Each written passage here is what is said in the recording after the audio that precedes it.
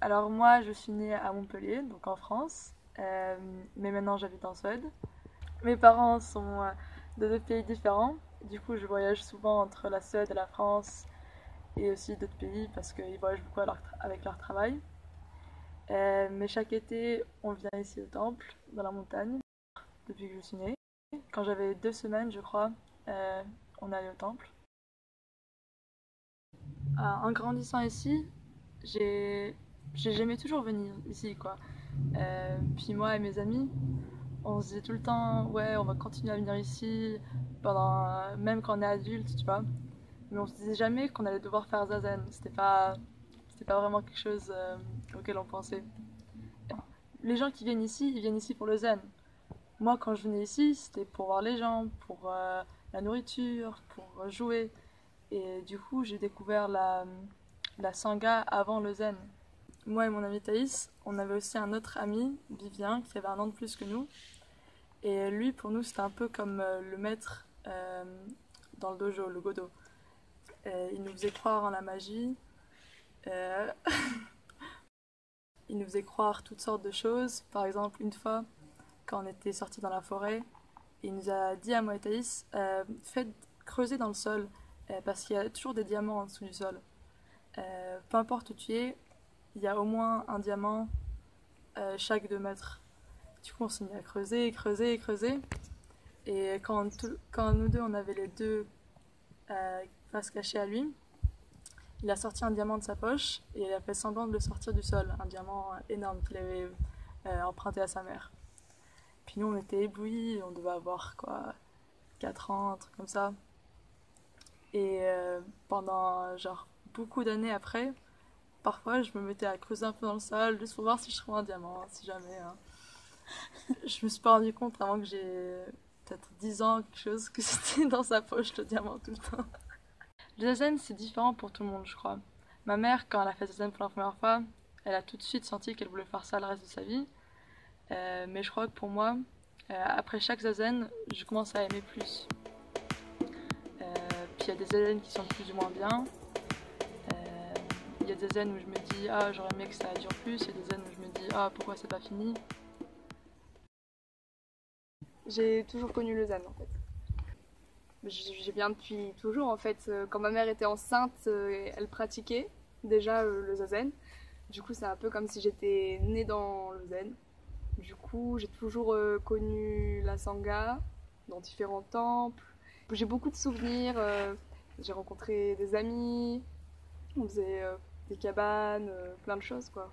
Ça a toujours été deux mondes différents et quand j'étais petite, je le cachais.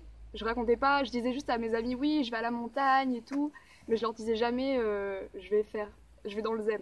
Je leur disais pas ça parce que j'avais essayé une fois quand même. Et ils m'avaient tous regardé très bizarrement et je me suis dit bon, j'en parle plus jamais. Et mais sinon, ça m'a jamais paru bizarre. Ça me paraissait même plus normal d'y aller en fait. Je savais à l'avance que si je venais, je devais faire un zazen par jour, mais j'étais pas du tout contre cette idée. Franchement, je voulais découvrir justement. C'était mon choix de venir ici, d'abord pour voir toute la sangha que j'avais pas vue depuis 2 3 ans, puis le lieu, la nourriture et tous les souvenirs qui reviennent en fait dès que je viens. La première fois que j'ai fait zazen, je me suis pas rendu compte que je faisais zazen en fait. C'était assez bizarre dans le sens où j'ai pas perçu trop de changements en fait. C'est pas que j'ai pas perçu l'utilité du zazen, mais ça me paraît tellement normal que j'ai pas vu de changement en fait. Je trouve ça assez étrange. Mais j'aime bien. J'ai l'impression que plus j'en fais, et plus j'aime et plus ils me paraissent différents en fait. Live in Amsterdam, and when it is the summer holiday, all my friends used to go are going on vacation to crazy places, and I always went with my parents to France, to the Zen temple, and for me at the beginning when I was very young, I always thought it was my vacation. It was something that was mine, and everybody had their own.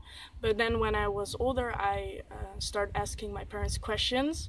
Why don't we go to this place or this, or why are we always doing the same? I couldn't understand, and when the years passed, I wanted to go on a vacation with my friends, and not anymore to the Zen temple. I wanted to do something else, and then we stopped coming for a year, and the whole year, the whole summer vacation, I was like, I want to go back.